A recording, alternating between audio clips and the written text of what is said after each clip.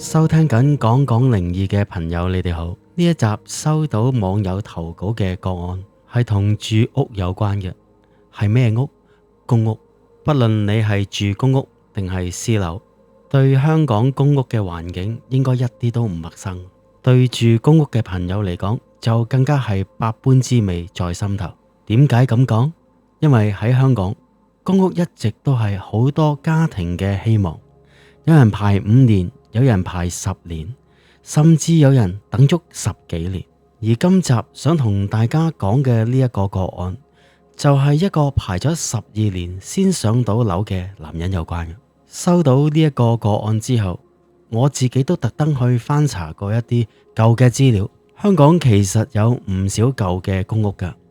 如果單位入邊發生過事故，有時係會封存一段幾長嘅時間。如果大家有住過舊嘅公屋，應該都會知道，夜晚嗰啲走廊其實真係好靜，靜到你隔幾個單位開門，你都聽得到。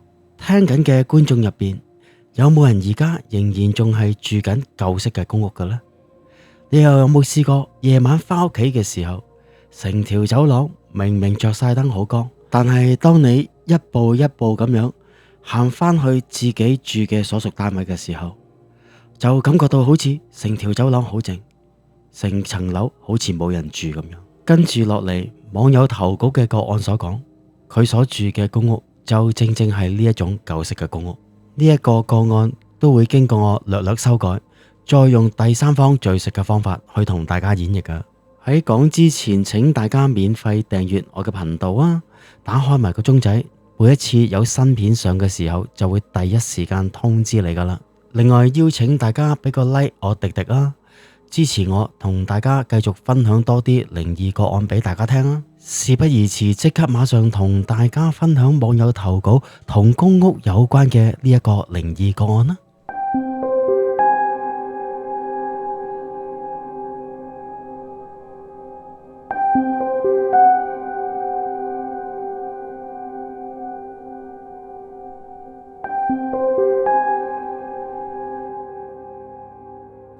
相信有排過公屋嘅朋友應該明，最難受嘅其實未必係住得差，而係你永遠唔知道自己幾時先至排到間公屋。對好多人嚟講，等到上樓嗰一日，唔單止係搬屋，簡直係人生一個重新嘅開始。但如果你等咗10幾年，終於分配到一個單位俾你，你會唔會諗過點解會輪到你呢？今集嘅靈異故事係化名阿樂呢一位網友投稿嘅。呢一件事發生喺阿樂身上都已經有成10年。佢話當其時佢排公屋足足排咗12年。阿樂由20歲就已經開始申請單人公屋，一路等，一路轉工，一路搬屋。為咗迎合上樓嘅要求，佢盡量做散工去符合入息嘅上限。佢話最難受嘅唔係派俾你間屋有幾細，而係你永遠唔會知道幾時先至輪到你。所以當阿樂收到通知信嗰一日，佢真係覺得自己捱出頭。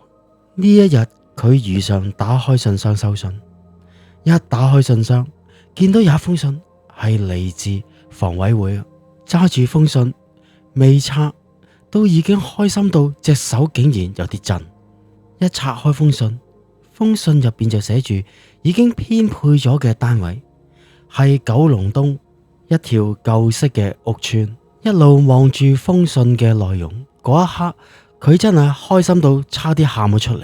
12年啦，等咗，終於都上樓。雖然係一條舊式嘅屋邨，因為屬於九龍東，交通非常方便，又近佢返工，所以佢就決定揀呢一間公屋。收樓嗰日，自己帶埋尺，度好晒地方嘅大細，跟住就好簡單咁樣去訂做家私。一人公屋，地方唔大，但係乾淨企理。最重要嘅係呢一度終於係自己嘅地方。我相信有自己搬過屋嘅朋友都會明，當你第一次將鎖匙插入去自己單位嗰度門嗰一下，個感覺真係好唔同。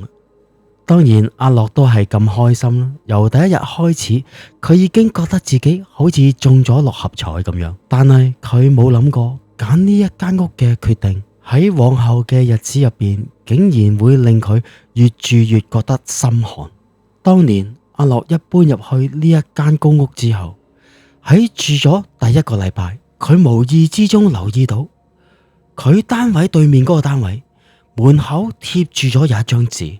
呢一日佢翻屋企就好八卦，停低企喺度望下，紙上邊就寫住暫停使用4個字，似係房署貼喺呢一個單位度門度嘅。阿樂一開始就冇諗咁多，以為房署重新翻裝呢一間屋再租出去咁解啫。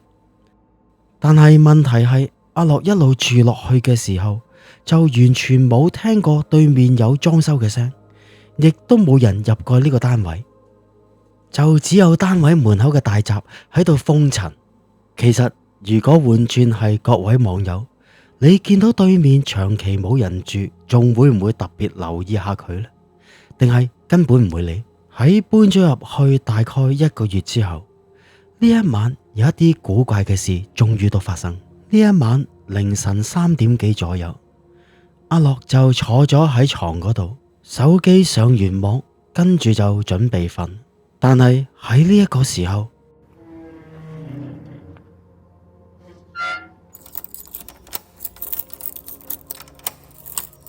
出現咗一啲聲，好似有人拉開咗鐵閘之後，然後開門咁嘅聲。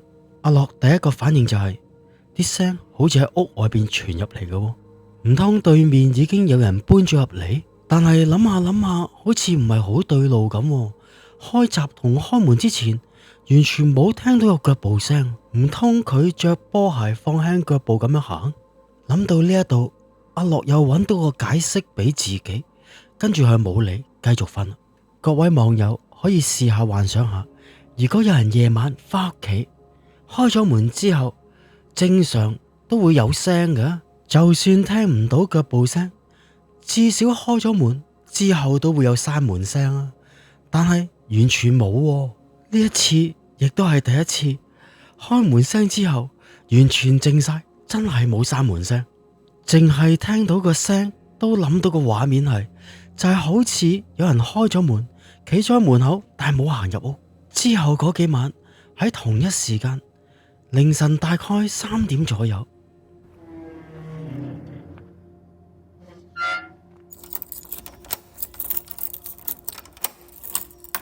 開鐵閘聲，跟住撳鎖匙嘅開門聲，每一次都一模一樣，冇聽到有人講嘢聲，冇聽到有腳步聲，更加係冇閂門嘅聲。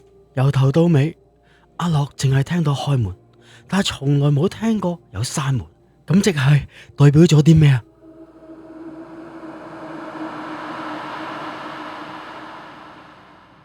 如果你話偶爾淨係1次半次都冇問題，但係搬咗入嚟個幾月之後，晚晚都係咁樣，阿樂開始覺得有啲古怪，甚至乎佢覺得有啲煩添。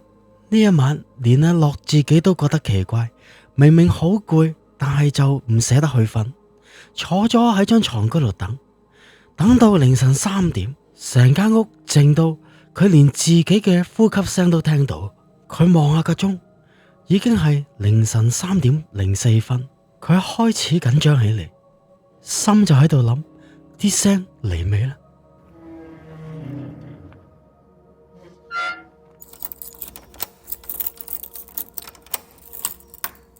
阿樂諗都未諗完，坐咗喺度嘅時候，啲聲就已經響起咗。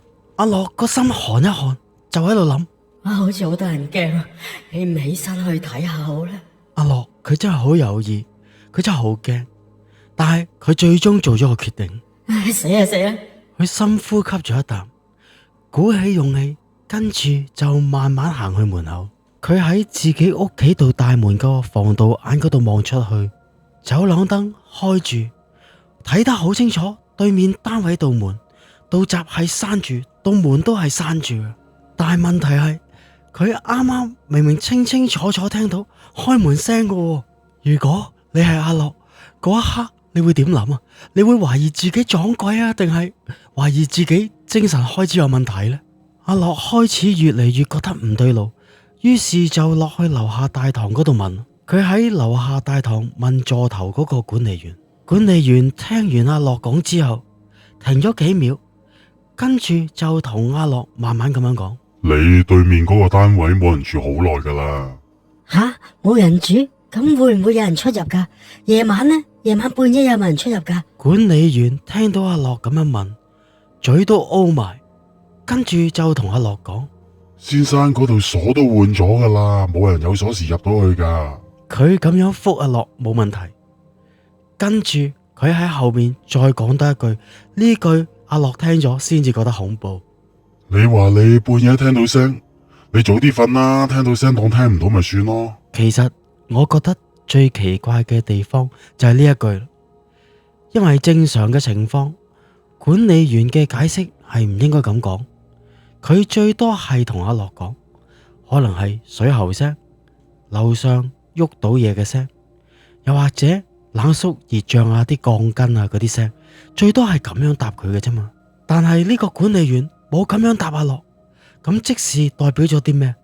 代表呢啲聲可能唔止阿樂一個人聽過。阿樂去問完管理員之後，竟然靜咗一個禮拜，半夜都冇再有呢啲聲。但係冇諗到喺一個星期之後，都係凌晨3點幾，阿樂又俾一啲聲嘈醒咗。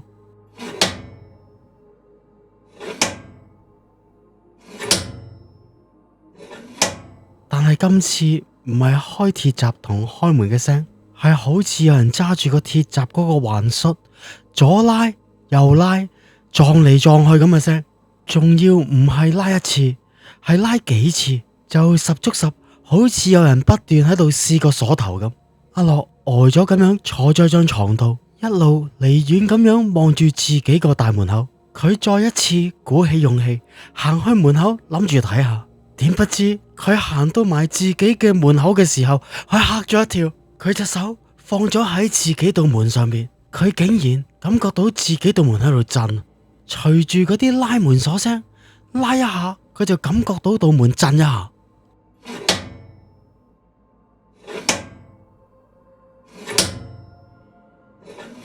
而最恐怖嘅就係佢發覺啲聲今次唔係嚟自對面㗎，佢覺得係自己屋企外邊嗰度鐵閘俾人拉啊，係拉住個手拉開，然後又閂翻埋，跟住再拉開，再閂翻埋咁樣。因為阿樂撳住大門嗰隻手，完全感覺到嗰個震動就係嚟自道門自己外邊嗰度閘。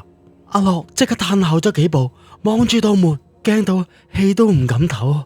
過咗一陣，啲聲冇咗啦，成間屋靜晒。阿樂以為完咗，但係點知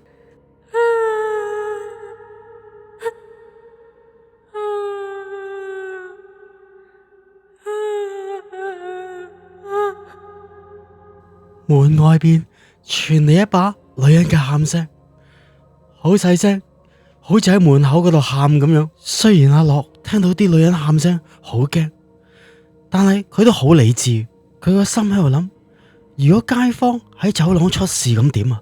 唔得，都係要開門出去睇。阿樂即刻開門開閘，衝咗出去走廊。一衝出去走廊嗰一下，成條走廊靜晒。佢望一望左手邊走廊嘅長廊，一個人都冇；再望翻右手邊嘅長廊，一個人都冇；再望一望眼前對面嗰個單位，單位嘅大門大閘仍然係重門深鎖，貼喺門口嗰張紙有少少好似披咗甩咗出嚟咁樣，俾啲風吹下吹下，飄下飄下。阿樂寒一寒，打咗個冷震，就衝翻入去自己間屋度啦。到咗第二日嘅朝頭早，阿樂幾乎好似冇瞓過咁樣，天一光佢就已經開始執嘢。執乜嘢？執翻啲基本嘅嘢。佢執咗幾件衫、證件、電話同埋尿袋。佢唔敢再留喺間屋度，但係佢亦都好清楚呢一個單位唔係話搬走就搬走。阿樂暫時搬咗去一個朋友屋企度住，只係暫時住住先嘅啫，冇打算住得耐，因為佢心入邊仲有個念頭，會唔會可能係自己嚇自己呢？但係佢好清楚，佢住嗰個公屋單位嘅位置就正正喺走廊嘅中間。嗰一把喺去門口嗰個女人嘅喊聲，如果真係有一個人喺門口嗰度喊，佢衝出去嗰一下，嗰個女人係冇可能咁快走到嘅，因為喺佢屋企走廊嘅兩邊都需要有一啲時間先至可以走到過去，冇可能咁快就消失咗。阿樂越諗就越驚，嗰一刻佢成身凍晒，因為呢個聲其實佢已經聽咗好多晚。第二日，阿樂即刻去揾房委會申請調遷，但係鬼神呢一啲咁嘅理由，相信係幾難作為一個調遷嘅理由，所以阿樂就用咗另外一個理由去申請調遷。至於係一個乜嘢嘅理由，喺呢度因為私隱問題都唔方便公開。佢同職員登記完個程序之後，職員就同佢講，調遷係需要時間嘅，未必係可以即刻安排。阿樂問大概要幾耐啊？職員就好平淡咁樣答阿樂，佢話幾個月啦，甚至1年以上，可以再長啲再耐啲都仲有。阿樂冇出聲，淨係點下頭講個聲唔該，因為佢知道佢冇得揀。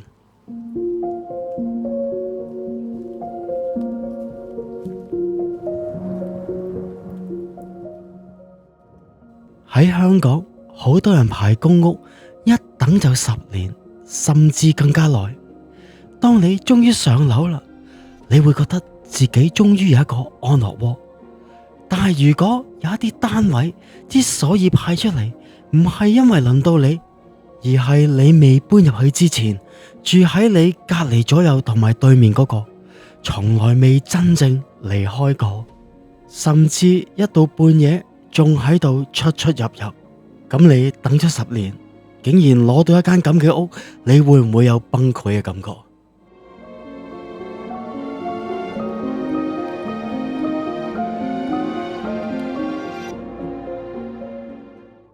如果你係阿樂，你會申請調遷呢，定係繼續留喺度住呢？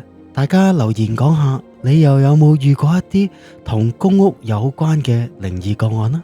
如果有，又究竟有幾恐怖呢？大家亦都可以將你嘅個案透過 email 投稿俾我㗎。今次同大家分享嘅靈異個案就分享到呢一度為止，下一次再同大家分享另外一啲更加恐怖嘅靈異個案啦。多謝大家嘅收聽。